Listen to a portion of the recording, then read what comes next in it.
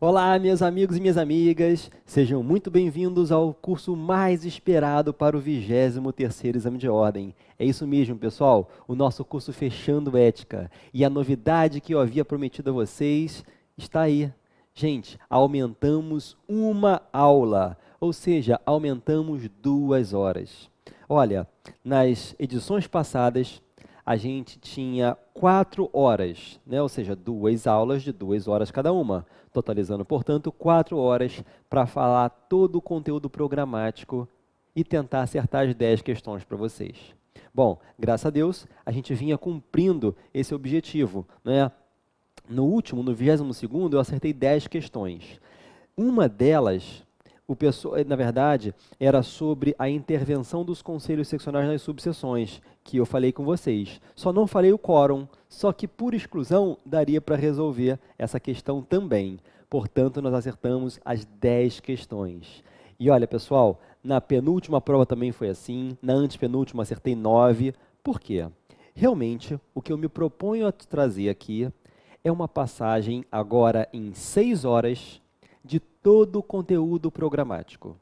Gente, eu vou ser sincero, se eu não acertar as 10 questões, eu vou acertar 9. Porque se por acaso eu acertar menos de 9 questões, é porque a prova foi um absurdo. Não será culpa sua e também não será culpa minha. Porque acontece de às vezes fazerem perguntas realmente totalmente absurdas, que acredito, tenho certeza eu, que nem o examinador sabe a resposta. Eles vão consultar dentro do regulamento geral algum artigo lá que nunca foi pedido e que realmente é humanamente impossível de decorar tudo que está no regulamento geral, e aí é uma maldade danada. E isso foge totalmente do objetivo do exame de ordem. Qual é? É aferir conhecimentos básicos para quem quiser iniciar a advocacia. Então, minha gente, eu sou professor há 15 anos nessa matéria, trabalhando aí com exame de ordem, dando aula em faculdade também. Então, o que eu te proponho a partir de agora é passar por todos os pontos do edital. Claro, aqueles artigos do regulamento geral a gente acaba não mencionando, porque eu digo, não é a melhor estratégia você também ficar querendo decorar tudo. Porque, olha só, deixa eu te mostrar uma coisa aqui, inicialmente. Nós sabemos que no edital consta que as nossas questões de ética serão feitas com base na Lei 8.906 de 94, que é o Estatuto da Advocacia e da OAB. É a OAB. As questões também são elaboradas com base no Regulamento Geral do Estatuto da Advocacia e da OAB, que é o nosso RG, e também com base no novo Código de Ética e Disciplina, o NCED. Olha, primeira pergunta que pode cair na sua prova. Gente, o Conselho Federal da OAB foi ele quem criou o Regulamento Geral e o Código de Ética. Portanto, é o Conselho Federal que pode mudar esses dois. Como volta e meia tem mudado um artigo do Regulamento Geral, o Código de Ética foi feito novo. Agora, o Conselho Federal não pode mudar o Estatuto, porque o Estatuto é uma lei. Só uma outra lei de mesma hierarquia. E volta e meia tem lei mudando o nosso Estatuto, né? A última incluiu o artigo 7º-A, Direitos da Advogada. Agora, contra o nosso Estatuto, foram propostas algumas ações diretas de inconstitucionalidade. Então, nós temos no próprio Estatuto, gente, alguns artigos, algumas palavras, algumas expressões que não têm mais validade. Então, é muito importante que você preste atenção em tudo que eu vou dizer a partir de agora. O nosso objetivo aqui, nesse curso Fechando Ética, é que você assista a este curso na semana da prova. Se possível, quinta, sexta-feira. Tem gente que deixa para assistir tudo no sábado, porque certamente as questões serão feitas com base no que nós vamos falar aqui. Agora, percebam que quem já fez o curso teórico com 6 aulas, ou quem fez o curso Vamos Juntos, né, o intensivo, com 5 aulas, eu vou falar a mesma coisa. Só que eu vou falar, claro, de forma muito mais objetiva, de forma muito mais direta. Ou seja, até agora, vocês já vieram estudando, leram o estatuto, leram o código de ética, leram o regulamento geral, assistiram algumas aulas, fizeram questões. Agora é o momento de vocês revisarem a matéria mais importante para a primeira fase. Gente, a melhor estratégia é acertar as 10.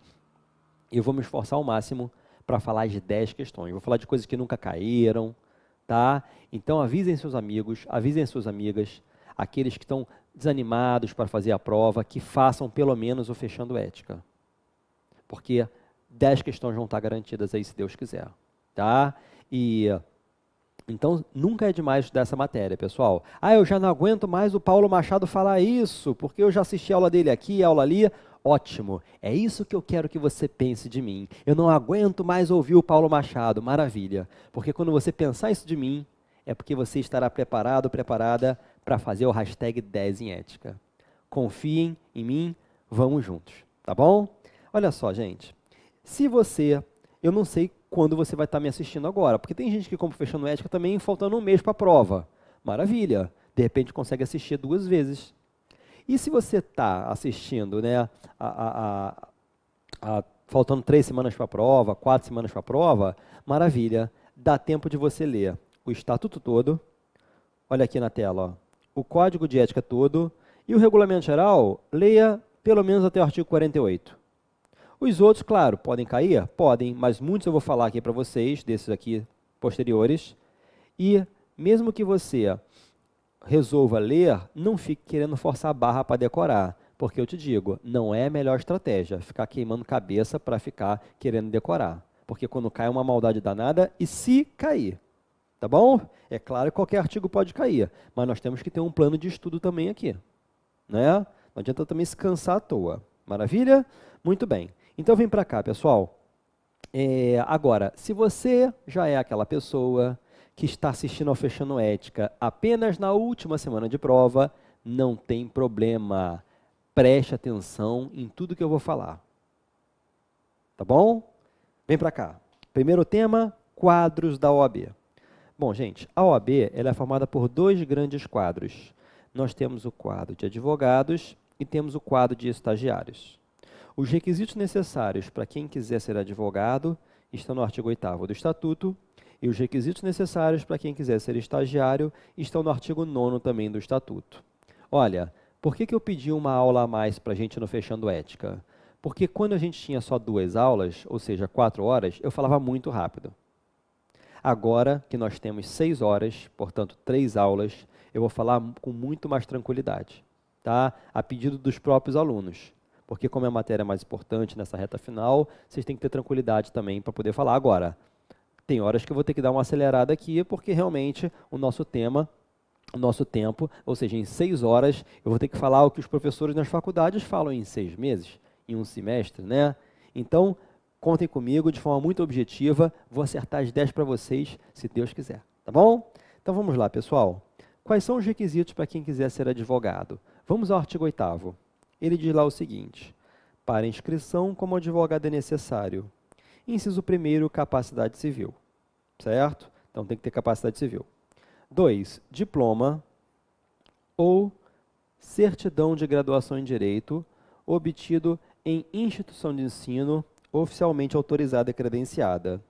Gente, quando vigorava o Estatuto Velho, que era a Lei 4.215 de 63, tinha que ter o diploma para ser advogado. Quem não tivesse diploma não poderia ser. Só que quando entrou em vigor o nosso atual estatuto, que é a Lei 8.906 de 94, passou-se a ter uma alternativa, certidão de graduação em Direito, porque às vezes o diploma demora realmente muito para sair. Só que a gente tem que combinar esse artigo 8º, inciso 2º, com o artigo 23 do Regulamento Geral, que já caiu em prova. E esse artigo exige ainda o histórico escolar na ausência do diploma. Ou seja, resumindo, se você não tem o diploma ainda, você tem que levar a certidão de graduação em Direito, mais o histórico escolar. Tá legal? Ou o diploma, ou o histórico escolar junto com a certidão de graduação em Direito. Olha, para você fazer o exame de ordem, você tem que estar matriculado no 9º período, 10º já formado. Depois que você passou, é que você vai ter que levar o diploma, ou se ele não estiver pronto, certidão de graduação em Direito, mais a história escolar. Agora, uma aluna me mandou uma dúvida, né, pela sua mensagem, perguntando se... Ué, mas o artigo 23 do Regulamento Geral não foi revogado? O que foi revogado foi o parágrafo único, tá bom? O caput, isso aqui está valendo ainda, tá? E olha só, se você quiser me seguir lá no Instagram, vocês podem me seguir nesses dois aqui, ó.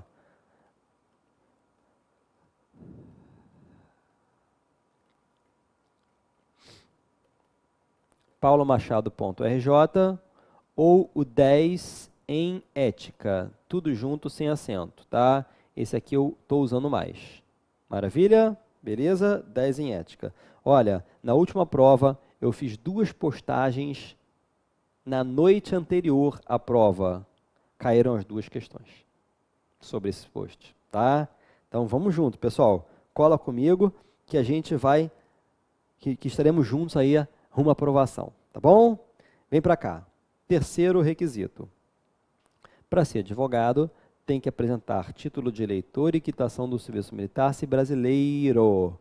E se for brasileira, só título de eleitor, não é? Não há serviços militares obrigatórios para mulher aqui no Brasil. E os estrangeiros? Os estrangeiros não vão precisar nem levar título de eleitor e nem quitação do serviço militar. E aí vem aquela pergunta, será que o estrangeiro pode ser advogado no Brasil? É o que consta no artigo 8º, parágrafo 2º do Estatuto. Vamos ler juntos? O estrangeiro ou brasileiro, quando não graduado em Direito no Brasil, perceberam, gente? Tanto faz, hein? O estrangeiro ou até mesmo um brasileiro que fez faculdade de Direito em outro país. Eles podem ser advogados no Brasil, sim, desde que, olha aqui, ó, deve fazer prova do título de graduação obtido em instituição estrangeira, devidamente revalidado, além de atender aos demais requisitos previstos nesse artigo. Ou seja, além de ter que preencher os artigos do artigo 8º que nós estamos estudando, tem que revalidar o diploma. O que é isso? É trazer o diploma dele do estrangeiro e revalidar aqui no Brasil.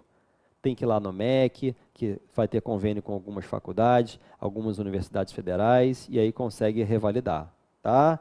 Talvez seja o requisito mais difícil, porque também não é qualquer faculdade estrangeira que consegue fazer com que o diploma seja válido aqui no Brasil, não, tá? Agora, é claro que se for estrangeiro, não vai precisar o inciso 3º aqui, ó. Mas se for brasileiro que fez faculdade em outro país, vai precisar, tá bom? Agora, olha só, gente. Existem 2 provimentos, realmente eu acredito que isso não venha a cair em prova, mas, como eu quero que você acerte, como tudo é possível, vamos relembrar 2 provimentos. Provimentos, pessoal, são feitos pelo Conselho Federal da OAB para tratar de determinados assuntos que não foram tratados no Estatuto nem no Regulamento Geral, nem no Código de Ética. E esses 2 falam de advogado estrangeiro. O provimento 91 de 2000, pessoal, diz que pode vir um advogado estrangeiro, exemplo, um advogado francês. Ele vem para o Brasil, abre um escritório para fazer consultoria em direito francês. Ele pode, com uma simples autorização da OAB, porque ele vai prestar consultoria em direito francês. Mas se esse advogado francês quiser trabalhar nos tribunais judiciários brasileiros ou prestar consultoria em direito brasileiro, só se fizer exame de ordem, revalidar o diploma, né, e se inscrever na OAB. Maravilha? Muito bem. E pelo provimento 129 de 2008, o advogado que é inscrito na OAP, o que é a OAP, hein? Ordem dos Advogados Portugueses. Esses advogados poderão vir para o Brasil e se inscrever na OAB, sem revalidar o diploma e sem fazer exame de ordem. É quase que automático. Tá legal? É quase que automático. Beleza? Muito bem. Voltando para cá. O 4º requisito é a aprovação no exame de ordem. 5º requisito, para ser advogado, não exercer atividade incompatível com a advocacia. E aqui é o momento de a gente esclarecer a diferença que existe entre 4 expressões. Então, não vamos confundir, minha gente.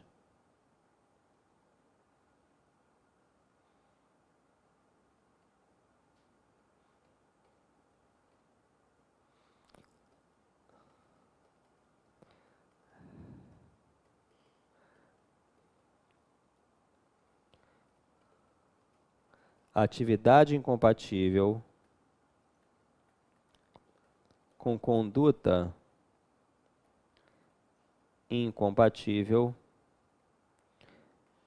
com inidoneidade moral e o crime infamante. Tá? Muito bem. Então, vamos aqui. A primeira expressão, tá aqui, ó. A primeira expressão, como o próprio nome já diz, está relacionada à atividade profissional. Então, olha só. A atividade compatível, não mudou a tinta aqui, só um minutinho.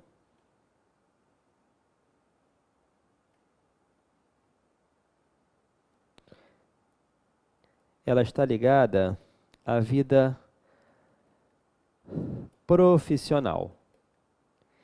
As hipóteses estão todas arroladas no artigo 28 do Estatuto e nós vamos estudar ainda na aula de hoje. Tá? Então, exemplo, gente. Um policial militar, ou então um serventuário, um técnico judiciário, fazem faculdade de Direito, passam na prova da OAB, mas eles não podem ser advogados, porque exercem atividades incompatíveis. Pode fazer a prova da OAB, vai deixar o certificado guardado na gaveta. Somente quando eles saírem da polícia, ou do Tribunal de Justiça, do TJ, aí eles podem se inscrever. Porque a aprovação no exame de ordem vale para sempre. Tá bom? E a conduta incompatível, hein? A conduta incompatível é uma expressão que está ligada à vida social, à vida pessoal. E a lei exige o requisito da habitualidade para a sua configuração. Alguns exemplos estão no artigo 34, parágrafo único do Estatuto. E o advogado que praticar uma conduta incompatível vai ser punido com uma suspensão. Gente, o que pode estar ligado à vida social, pessoal e que praticado com habitualidade torne o advogado praticante uma conduta incompatível, vindo mesmo a ser suspenso pela OAB. Ele vai ficar de castigo por um prazo de 30 dias a 12 meses. A gente vai estudar isso melhor daqui para frente, tá? Então, olha só, minha gente. Exemplos. Embriaguez habitual, toxicomania habitual, prática reiterada de jogo de azar não autorizado por lei, incontinência pública e escandalosa, são coisas da vida pessoal. Só que o Código de Ética nos persegue 24 horas por dia. Tanto na nossa vida pessoal, quanto na vida profissional, o advogado deve manter a sua boa imagem, digamos assim, tá? Então, olha só aqui uma coisa. Perceba que se o advogado estiver constantemente embriagado, mas aquilo for uma doença, uma patologia, o alcoolismo, ele pode pedir uma licença para se tratar. Mas se ele não é doente, gosta de beber, ou então é doente, mas não quer se tratar, aí sim ele será processado e será punido com uma suspensão por praticar conduta incompatível com a advocacia. Tá bom? Muito bem. Próximo. Inidoneidade moral. Aliás, olha aqui uma coisa, hein? O sexto requisito para quem quiser ser advogado é ter idoneidade moral. Essa idoneidade moral, gente, ela é presumida, porque até a prova em contrário, todos nós somos idôneos moralmente. Não é isso? A gente deve preencher, aliás, os estagiários também. Quem tem carteira de estagiário, pode ser que você não esteja lembrada, mas certamente assinou um compromisso quando foi se inscrever de que não há nada na vida pessoal que desabone a conduta. Mesma coisa vai fazer quando vocês forem se inscrever no quadro de advogados. Agora, se depois descobrir alguma coisa daquela pessoa, olha aqui, ó, alguma coisa que também esteja relacionada à vida social, pessoal, só que a diferença é que aqui é mais grave do que a anterior. Tanto é que basta praticar uma vez. Se eu preciso ter idoneidade moral para ser advogado e eu perder me tornando inidôneo, a punição será uma exclusão. Será uma exclusão. Ah, mas nunca mais vai poder ser advogado de novo? Claro que pode, gente. Nós vamos estudar mais para frente também que o advogado depois pode pedir uma reabilitação e limpar a sua ficha. E não vai precisar fazer exame de ordem de novo. Vamos estudar isso aqui com mais calma depois. Tá legal? Muito bem. Agora, olha só. Eu imagino que vocês devam estar se perguntando: ah, Paulo, mas olha só, eu ainda estou um pouco confusa com isso aí. Porque você diz que tanto na conduta incompatível quanto na inidoneidade moral, ambas as expressões estão relacionadas à vida pessoal, social. Pois é, gente, a diferença é a gravidade. Então imagine a seguinte situação: aquele advogado constantemente embriagado, mas é um bêbado gente boa, que não perturba ninguém, tá? Ou seja, ele, nesse caso, vai ser processado, mas por conduta incompatível. Agora, esse é um advogado que não bebe, mas ele vai para uma festa, começa a beber, e aí aquilo é filmado, ele bêbado, numa situação totalmente vexatória, e aquilo aparece no Fantástico, num programa de televisão, né? E aquilo causa uma repercussão. Foi uma única vez.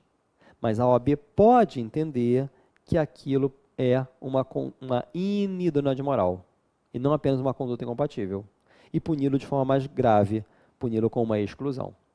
Só que olha só, para a OAB considerar qualquer pessoa, vamos à tela, para a OAB considerar qualquer pessoa inidônea moralmente e vier a excluí-la, tem que ter o voto de 2/3 de todos os membros do conselho competente. Tá legal? A gente vai estudar esse processo disciplinar mais no finalzinho do nosso curso. Beleza? Bom, e o crime infamante, gente? O crime infamante, como o próprio nome já diz, não é qualquer crime, né? É aquele crime que causa uma má fama, daí o termo infamante. E certamente vocês não vão estudar isso no direito penal, porque a expressão crime infamante tem um conceito ético, um conceito moral. Crime infamante é aquele que causa uma má fama na advocacia. Imagine o seguinte: se o advogado se envolve em alguma situação e atropela alguém, dirigindo seu carro, atropela e mata alguém. Isso é infamante para a advocacia? Não é. As pessoas não vão começar a falar mal dos advogados por causa disso. Ou seja, não dá nem para fazer piada de advogado. Crime infamante é aquele que dá para fazer piada de advogado. Tá bom? Então, esse é o crime infamante, que eu vou falar agora. Um advogado que vai visitar um cliente preso e é pego levando drogas para o cliente. Todo mundo vai começar a falar: ah, advogado é assim mesmo, dá qualquer dinheiro que faz qualquer coisa por dinheiro. Ou então advogado que desvia dinheiro de uma empresa, né?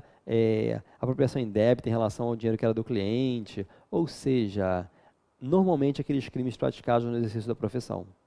E aí, ele pratica um crime que é considerado infamante, mas também, gente, é a mesma coisa que a inidoneidade moral. Na verdade, o crime infamante é um exemplo de inidoneidade moral, portanto, vai gerar exclusão pelo voto de 2/3. Tá legal? Muito bem. Enfim, seguindo aqui, o último requisito para ser advogado é prestar compromisso perante o conselho. O que é isso, gente? É o juramento que a gente deve fazer na hora de pegar a carteira da OAB. Vejam que é o último requisito para quem quiser ser advogado. Perceberam que é o último requisito para quem quiser ser advogado. E há muito tempo atrás, perguntaram na banca do CESP quais as características desse compromisso, quais as características desse juramento.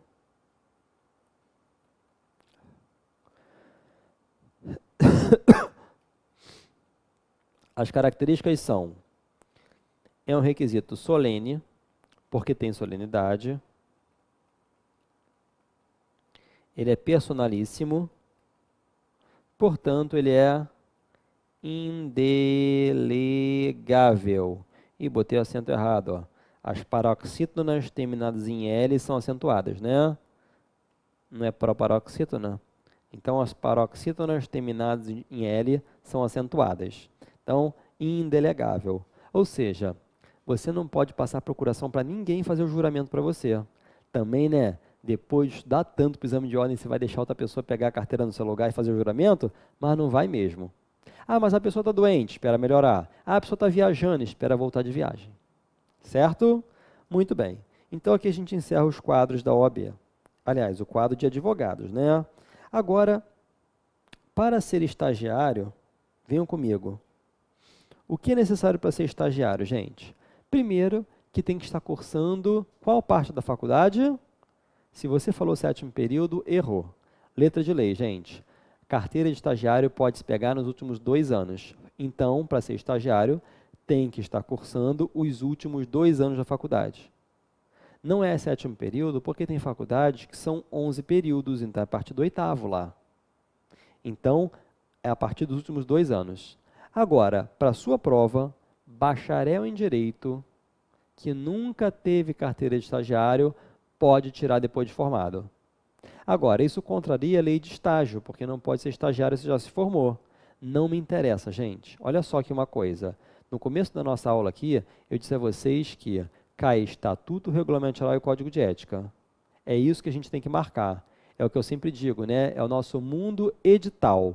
A gente tem o mundo real, que é o que acontece na prática, mundo virtual, olha a gente aqui na internet, e o mundo edital. Marque o que está no Estatuto, Regulamento Geral e Código de Ética, mesmo que outras leis tratem do assunto de forma diversa. Tá bom? Para a prova da OAB, banca FGV, é assim mesmo. Bom, depois, agora, para ser estagiário tem que levar uma declaração de que já tem um estágio garantido. Normalmente você leva uma certidão de que está matriculado no escritório modelo da faculdade. Mas também pode ser uma declaração de algum escritório credenciado OAB, algum departamento jurídico de empresa que também seja credenciado OAB. Agora, ainda para concluir, para ser estagiário, alguns desses requisitos do artigo 8º que nós vimos também devem ser preenchidos. Venham comigo. Tem que ter capacidade civil? Tem. Diploma? Ainda não. Então, o segundo não precisa. Título de eleitor e quitação do Serviço Militar Brasileiro? Sim, se o estagiário tiver mais de 18 anos, vai precisar. A aprovação no exame de ordem não precisa. E o quinto precisa? Não exercer atividade compatível? Para ser estagiário? Precisa, gente. Isso já foi perguntado bastante em prova. Olha, eles perguntam muito assim, pai e filho começam a fazer faculdade de Direito. Só que o pai é militar do Exército. Chegando aos últimos 2 anos, eles querem dar entrada na carteira de estagiário. Só o filho vai conseguir. O pai não, porque ele exerce uma atividade compatível. Daqui a pouquinho nós vamos ver quais são essas atividades compatíveis. Sexto, ter idoneidade moral. Sim, estagiário tem de ter idoneidade moral, sim. E prestar compromisso perante o conselho. Também, minha gente, tem que fazer o juramento na hora de pegar a carteira de estagiário. Beleza? Tranquilidade? Muito bem. Primeiro assunto encerrado. Segundo tema, tipos de inscrição. Bom, nós vamos falar sobre os 3 tipos de inscrição dos advogados, que são principal, suplementar e por transferência. São os 3 tipos de inscrição para os advogados. Porque o estagiário só tem um tipo de inscrição, cujo nome é inscrição de estagiário. E já perguntaram em prova em que local deve ser feita a inscrição do estagiário. Se é onde ele mora ou se é onde ele estuda. É onde ele estuda, gente. A carteira de estagiário é tirada naquele estado da faculdade, onde está localizada a faculdade dele. Mesmo que ele estude em um estado e more em outro, porque tem lugar que é só atravessar a rua que já está no outro estado, né? É do Conselho Seccional do Estado onde está a faculdade dele. Artigo 9º, parágrafo 2º do Estatuto. Ok? Voltamos no próximo bloco com os 3 tipos de inscrição dos advogados.